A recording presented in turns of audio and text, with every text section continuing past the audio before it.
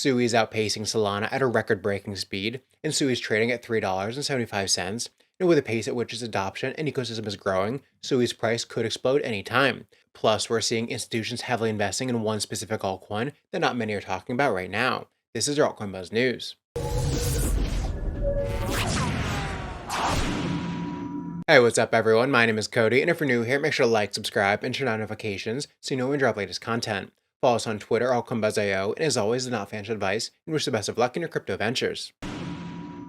Alright, good morning, you guys. So we're sitting about $102,000. We had a slight sell-off yesterday, but I think this is largely in part due to the Fed Chair, Jerome Powell, which is speaking today at 8:40 a.m. So it'll be out by the time this video is out. But basically, he's speaking, and a lot of times before he speaks, the market tends to de-risk. But also, I think this is just largely in part of the broader kind of, sell-off after we've had this massive 30% run-up. So I wouldn't be surprised if we do come down to around $100,000, maybe even take out this wick here, maybe, dip down into the high 99,000, but anywhere above 98,000, anywhere above this box is totally fine. As long as we just hold above this box and we don't start closing below here, then overall we're looking good. And this is a great place to, load up on dips if you want to buy any altcoins that are correlated at these different prices. So overall, Bitcoin is looking good to me. I think it's a nice healthy correction. Anything down here is fine. Take out these wicks. And I think after he's done speaking, we'll probably have a little bit more clarity. It'll probably be able to continue higher after that. But overall, looking good on Bitcoin. We also have Cyclops saying, now is the clearest bull setup in my 7 years in crypto. Bitcoin near all-time high, retail interest near all-time low, ETH BTC broke its 3-year downtrend, and the alt index bounced off the range low. So you can see here we have Bitcoin near all-time highs. We have ETH BTC, which finally broke this downtrend. So it's ETH compared to Bitcoin. ETH is finally starting to have an uptick. And after 3 years, it's been going down, but finally having a little bit of an uptick right now. And also the retail interest is at an all-time low. So in order for a bull market to continue up higher, there has to be, new money coming in. With retail interest at an all-time low right now, especially being at such a high price, it just means that there's a possibility that this can go on longer. Because if you remember last year, and I believe it was May, March-ish, 2024, I had everyone calling me about Bitcoin and altcoins and everything like that. And so we knew we were close to a local top because, it's on the news. Everyone's talking about Bitcoin again. Now no one really cares, even though we're close to all-time highs. So that gives us a good buffer of time where, new retail can come back into the market and be interested again. We also have Cointelegraph saying Google searches for Bitcoin hit 6-month lows, signaling declined retail interest despite recent price gains. So that just further adds to it. We also have Coin Bureau saying UBS, the $1 trillion banking giant, says their wealthy clients are ditching US dollar assets for crypto. Interestingly, recently when I talked to some of the traditional family offices, they were telling me they are now looking at allocation of 5% in crypto. That's the reason why even traditional banks like us, I have to make sure we get our platform ready to take on this opportunity. So I think definitely opportunity. Yeah. And then we have Terrell Romero saying Sui reaches 190 million total accounts, up 35.24% in the last 30 days. We also have him saying Sui has more DEX volume than Avalanche, Polygon, and Optimism combined in 2025 year to date. So Sui has a lot more DEX volume than all of these combined.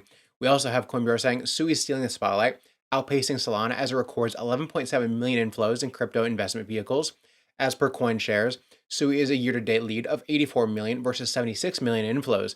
So in institutional, inflows, Sui is seeing even more than Solana so far this year.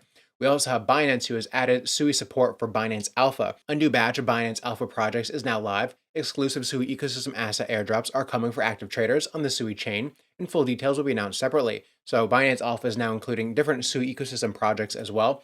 And we have Sui saying we've teamed up with 21 shares for next-level product collaborations, research reports, and other initiatives. Institutional interest in the Sui ecosystem continues to grow. With insane throughput and scalability, it's the ultimate chain for real-world asset plays, RWA, stablecoins, DeFi, all in Sui. We're also seeing the potential 21 shares ETF for Sui coming soon as well. And Sui also says Sui is now fully packed into your backpack. Backpack Exchange is now live, making it easier for Sui projects to reach more traders. And with the Backpack wallet, you can swap, bridge, and explore top Sui projects like Sui Lend and the Navi protocol. Now, as for Sui, like the rest of the market, we've come up to this level of resistance around $4 here, and we're starting to reject off of it. But as long as we hold above $3.55, we're pretty good. We can come all the way back down here and still be making higher lows. We can come even lower, but ideally, You want to see it hold above this $3.57. So I think today what might happen is if we have a little bit more of a sell-off going into this news of Jerome Powell speaking, maybe we have a dip into here, we come back, reclaim, and then we go back up. That's what I'm thinking will happen across most alts, and most likely for Sui and Bitcoin as well. The market's gone crazy over the last 30 days, with Bitcoin pumping from under 75,000 all the way past 100,000 again, gaining over 30%. Sui's also made a strong recovery, as it usually outperforms Bitcoin by 2 to 3x during these times. Sui gained over 100% in the same time and is well on its way to all-time highs again. Sui is quickly becoming one of the leading alts in the market, so let's find out why. Sui is killing it in all the big sectors it supports, like DeFi, where Sui crossed $1 billion in TVL in record-breaking time and is now sitting above $2 billion. Sui is the third largest blockchain by daily active addresses, with almost 2.5 million real daily users. Walrus is changing the game in decentralized data storage. Its token launch is already successful, while Seal makes things more secure and private. The Sui Play OX1 is coming out in September. It is now officially sold out with over 10,000 pre-orders. Plus, Sui even has a small but growing meme coin market for meme coin lovers. If you haven't used Sui lately, then come give it a try and follow Sui's X account for all the latest updates linked down below. Then we have Spot on Chain saying, are institutions accumulating ENA? A wallet likely linked to Arca received 9.05 million ENA, or 3.64 million from Flowdesk 9 hours ago, kicking off its third ENA trade. Over the past year, this wallet traded ENA twice, netting 1.46 million profit, plus 14.6%, with a 50% win rate. We also have a Not Telling saying, Ethena Labs is already number 2 in tokenized TVL after the launch of Convergence on-chain in Q2 2025. They're going to bring $7 billion plus in assets on-chain. Ethena Labs and Securitize are migrating more than $7 billion in assets to the Convergence on-chain network, and ENA is doing $5 billion in general stablecoin synthetic dollars or USDE transfers, and Securitize, the leader in tokenized tokens, is doing $2 billion in tokenized. Don't forget, Securitize has BlackRock as an investor, and BlackRock has a board seat. Also, Paul Atkins was on the advisory board as well, and ENA just met with the SEC to discuss tokenization regulations. So, are institutions quietly loading up on ENA? It's possible. The chart has reclaimed this level. We talked about this a little bit a while ago, where we were at this level of resistance. I think it was back here, and we're coming up to it, and we didn't want to buy it quite yet because this was a level of resistance. It did come back down, and now we are finally reclaiming this level. So this is actually a good level for ENA. If the market holds up today with Jerome Powell speaking and we don't, continue to dump even further, this does look like a good level. But what's possible is maybe we sell off a little bit more, but then we come back up and reclaim this level, and then it's looking pretty good, going to at least this next level around 57 cents as this next major level of resistance coming up. So overall, ENA is looking pretty good. It's finally reclaimed this level, but it is kind of at the lows still. So if it is going to take off, it still does have a good ways to go back to all-time highs. So this is one you want to look at. ENA could be good, but I will say it does continue to make lower highs here. So not counting on it to make new all-time highs just quite yet, but I could see it at least coming up to 90 cents again for at least another lower high on the high time frames. And then we have Nansen saying AVAX has been tearing up the charts this week. 979% surge in active addresses, 178% jump in transactions, and 168% spike in fees. We can see here Avalanche is the number one chain this week, according to Nansen. We also have Alex, the CEO of Nansen, saying wild growth in on-chain activity for AVAX this week. So AVAX is cooking up something. We also have Jay saying yesterday AVAX quietly set all-time highs at 8.8 million daily transactions, all finalized instantly. We also have the Avalanche Foundation saying active addresses across all index Avalanche Layer 1s have surpassed 2 million, an all-time high. The network is growing, on-chain momentum is building on Avalanche. And lastly, for Avalanche, we have Vera who says, look who's on the list for AVAX. And so VanEck launches its tokenized treasury fund. The $120 billion asset manager just launched the VanEck Treasury Fund, VBIL, alongside their existing crypto ETFs and VC fund. And Avalanche is the first on here as well. So Avalanche cooking up some stuff. Now, Avalanche, in terms of price, it's looking pretty good as well. It's kind of in the same spot as ENA, where it's still down at these lows, and it's just started to reclaim this level of support here. So anything above 2250 is pretty good for Avalanche.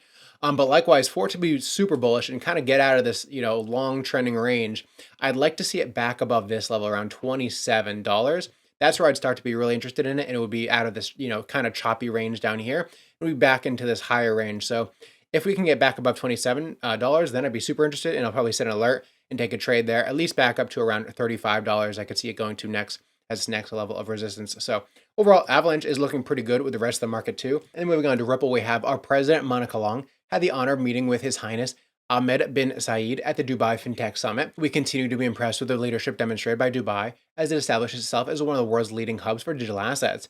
And we also have here John Squire saying Brad Garlinghouse drops XRP truth bomb. The Ripple CEO explains the XRP ledger was built by early Bitcoin engineers who saw Bitcoin's flaws and wanted a better product. I will correct one thing right out of the gates.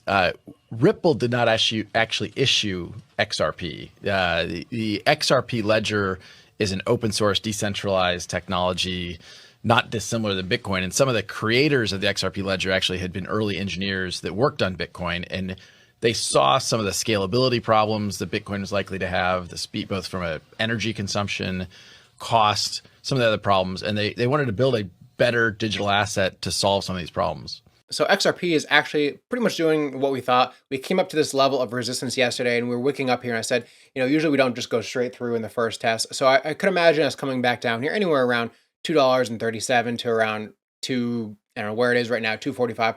Anywhere around here for a higher low is fine. And I could see us going through this level of resistance next. It just doesn't usually go through on the first try.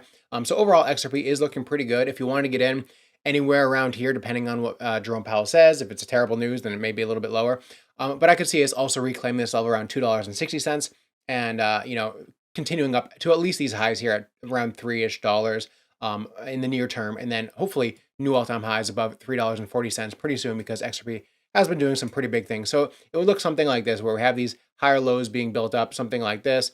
We come down, something like that, and more higher lows continue like that. And so that's kind of what I see for XRP right now, and the broader market as well. So Bitcoin holding up just above 102. I wouldn't be surprised, especially with New York Open and Jerome Powell speaking, if we have some kind of scam dump down here. We take out these wicks because these stops below here are not safe. So I would not be surprised if we did something like this, came down here, maybe high $99,000, and then reclaimed like that. I wouldn't be too surprised to see. So it's probably a pretty good area to be getting into longs on Bitcoin and alts today. So watch out for that. And that is the video for today, guys. I hope you enjoyed, and I'll see you tomorrow.